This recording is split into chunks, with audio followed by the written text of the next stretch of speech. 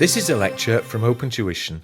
To benefit from the lecture, you should download the free lecture notes from opentuition.com. This part of the syllabus is going to go through there and look at how economic changes can have an overall impact on your business. So the first example that we'll see is looking at how economic changes with regards to inflation and also interest rates can have an overall impact on your level of profitability. And then what we'll begin to do is start to look at as well how changes in exchange rates can also impact your business. And a lot of this is very relevant in the current economic climate if you think about what happened in 2016, whereby the United Kingdom voted to leave the EU. And also there was the election of the current US president. Okay, both of those have had an impact on the economy. Obviously, some things have been positive, some things have been negative. Let's not go into them in any detail. I don't want to get political about it. Okay, you can think about that away from these lectures. What we're going to focus on is how those economic changes make a difference that you need to consider when you're setting your objectives. Okay, and as I said, we're looking at interest rates moving up and down, exchange rates moving favorably or unfavorably, and that will obviously depend whether you're importing or exporting your goods. And then also as well looking at inflation, because as inflation goes up, it erodes the purchasing power of money. Maybe your consumers have less money to spend, and if they have less money to spend, then the likelihood is that your sales will go down. Okay, so let's go through there and have a look at that. So the first one is an overall encompassing example. I say encompassing, it doesn't talk about exchange rates. We'll leave that until the next section. And it wants us to go through there, and it says as the requirement, calculate the expected earnings for next year and also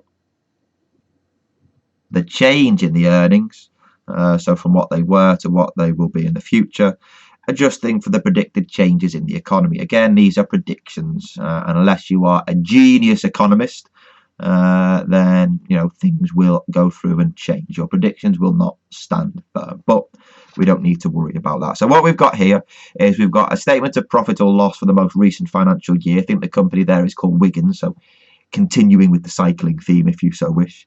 And you can see there revenues, operating costs, operating profit, bit of interest, bit of tax to give you those current year earnings of $43.8 million. Okay, the company is concerned about the predicted changes in the economy. Okay, it's forecast that sales will fall by 15%. Okay, so what's going to happen there is that our sales are currently 134.2 million. If they are going to fall by 15%, then we can multiply that by 0.85, can't we? Okay, that would be equivalent to a fall of 15%. Does that give you 114.1 million if you tap that onto your calculator? Why might sales fall? Could be that maybe there's an increase in interest rates. I don't know, a reduction. An increase in your interest rates. It might make more borrowings more expensive for the consumer, so mortgages rates would go up, and therefore they'd have less money to spend on purchasing other goods. It could be that inflation has risen. As inflation goes up, people have less money to spend as well because they're having to spend more money on increased utilities bills, okay, gas, electricity, water. So that's caused our sales to fall. Likewise, it says due to increased competition from overseas. So again, that's a big issue currently, isn't it? The operating costs will rise by 5%. So your goods are now more expensive, and if they increase by 5%, they will grow to 1.05 of their current total, giving me, is it $71 million. So my current operating profit there was 66.6. That falls to 43.1. Okay. Then what we've got, it says there's a fall in the interest rates. Okay, so interest rates have fallen to 5% on the 100 million. So does that give me 5 million, which goes through there and gives me, is it then, PBT of 38.1 million. and the tax rate will fall to 22%. So the government here is tried to help the economy, tried to help businesses by reducing the tax rate, because the economy isn't doing so well with regards to falling sales, rising costs. Okay, again, a lot of that can be seen in the world as we currently operate. So 22% of the 38.1, no messing about for any craziness in terms of capital allowances and depreciation. I think that there is 8.4. Okay, let's just double check. 38.1, 22% of that is 8.4. Okay, so that gives me there my earnings. Is it of 29.7 million? So there has been a fall, hasn't there? Is it from 43.8 to 29.7? Okay, so my percentage fall is there as 43.8 down to 29.7. The original earnings were there, was it as 43.8, isn't it? So I think that is a fall of 32.2% in terms of my overall level of profitability. Okay, which when you think that your sales had fallen by 15, costs had risen by 5, you know, okay, that wasn't good for your operating profitability, but you would hope that maybe due to the reduction in the interest rates and the reduction in tax from 25 down to 22%, that might have offset things a little bit, and it hasn't, has it? Okay, there's still been a considerable fall in your earnings by 32.2%. Okay, so that does sort of test two parts of the syllabus as well. It's not just testing, if you like, your knowledge of ratios, because we can, you know, think in there about the percentage fall in ratios, or the percentage fall in earnings, I should say, as being a ratio, or should I say a growth trend. But also test your ability to predict the future, okay, and taking a current set of financial statements and making adjustments to show what it will be in a year's time. Okay, so that's going through there and looking at your economic changes, looking there a little bit at interest and inflation before we then pick it up a little bit further. Okay, so let's go through there and have a look at the impact that you have. Is it on your foreign exchange rates? Okay. And what this goes through and starts to look at is what's referred to as purchasing power parity and interest rate parity. Okay, because ignoring any impact that the government have on interest and inflation, what should happen in an ideal world is that whether you buy or sell goods in your country or another country, the effects of changes in interest and changes in inflation should cancel each other out, so that regardless of the level of changes, the price of the goods will change, so that it is no cheaper to buy or sell goods at home than what it is domestically. So sorry, I should say overseas. Okay, so what we begin to start to talk about is we start to go through there and talk about, is it strengthening of currencies, and is it your weakening of currencies? Okay, a strengthening of a currency is whereby you get more overseas currency for your domestic currency. So let's just say we had, was it an exchange rate of 1.1 euro to the pound? Okay, the pound would strengthen if it went to 1.2 euros to the pound, because we are getting more euros for my home currency. Okay, or if you like, your base currency, the figure that is quoted to 1. Okay, and the strengthening of a currency is beneficial to your importers of goods in a foreign currency. Okay, because if you are buying goods in a foreign currency, so if you are a UK importer of goods and you are buying them in an overseas currency, then it's cheaper to buy those goods, isn't it? Because you get more overseas currency, more euros per pound, so it's a lot cheaper to buy, isn't it? Okay, just think about it. If you bought €1 million of goods, previously it was 1.1 euros to the pound. Divide 1 million by 1.1. What do you do? 1 million divided by 1.1. that's £909,000 it would cost to buy. But if the pound strengthened against the euro, did we say to 1.2 euros to the pound? So if I did the same 1 million euros divided by the 1.2, it would now cost me £833,000 to buy those goods.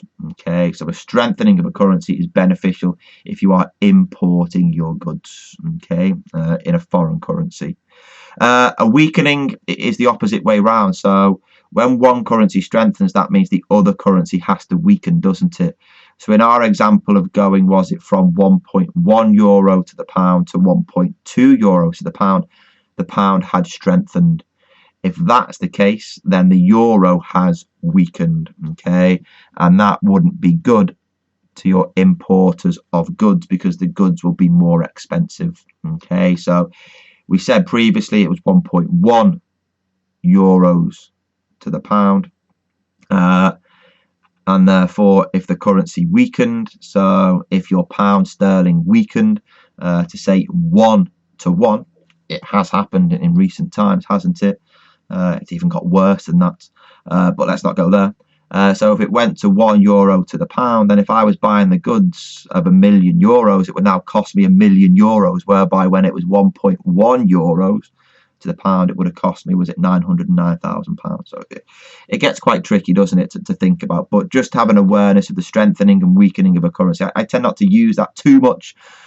Just be aware of it in objective test questions. I prefer to think about the currency moving in your favour or moving against you. Okay, but there we go.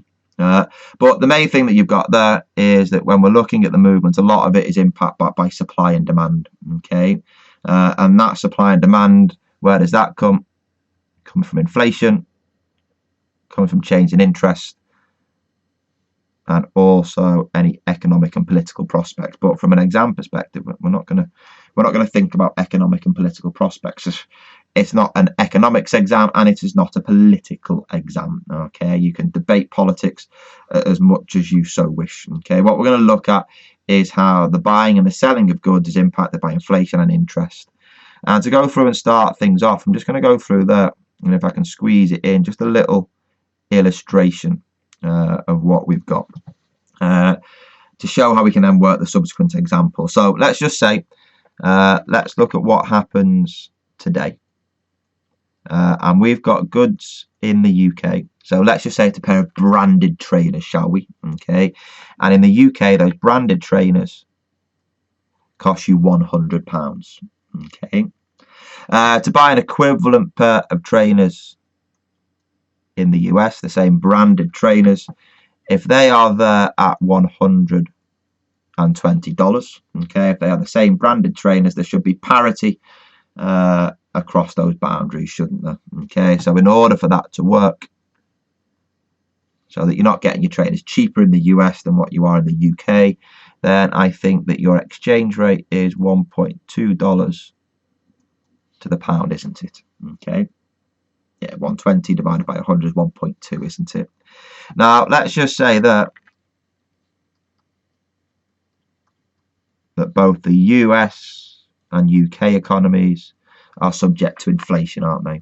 Okay. Now, what you've got there is in the UK, let's just say the inflation rate is 5%.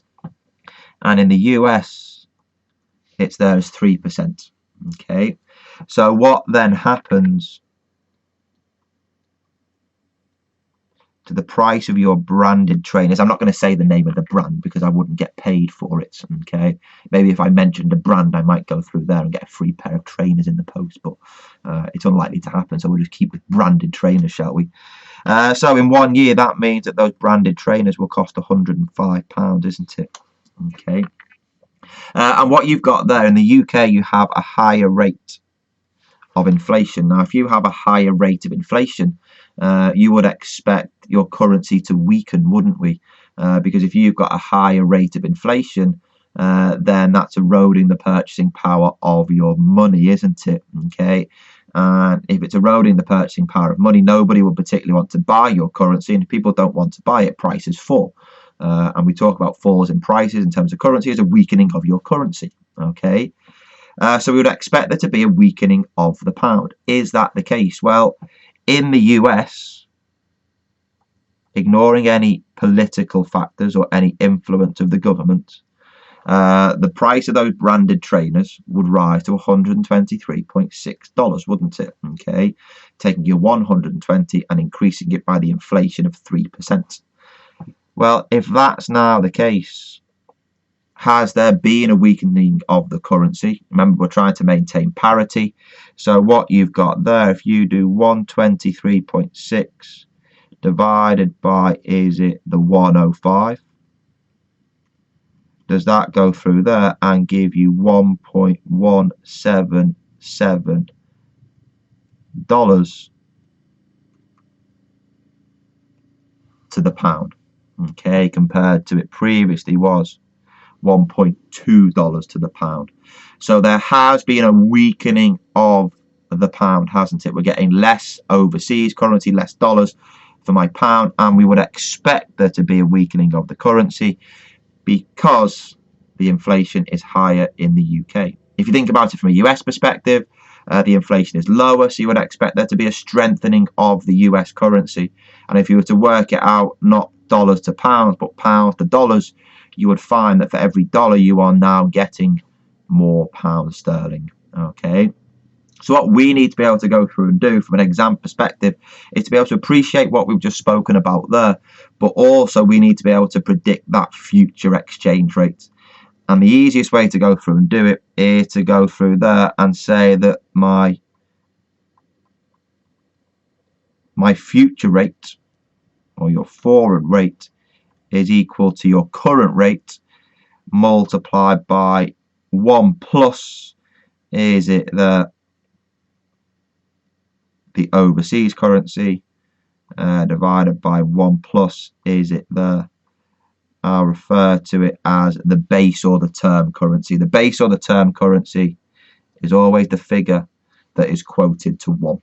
Okay, so here it's the pound sterling that is quoted to 1, so therefore that will be the figure on the bottom. And that does work, because what you've got there is that if you take, is it 1.2, which is the current exchange rate to 1, multiplied by, is it 1.03, so remember 3% is 0.03, divided by 1.05. If you tap that into your calculator, 1.2 times 1.03 divided by 1.05 is 1.177. Okay, so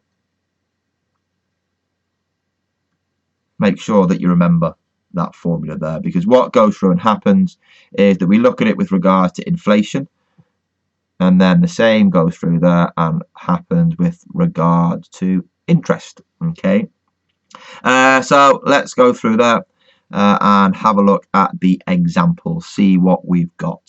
Okay, so what we've got there is it talks about purchasing power parity. Purchasing power parity talks about inflation, like we went through and did there, didn't we, in terms of buying our pair of trainers to make sure that there is parity across borders.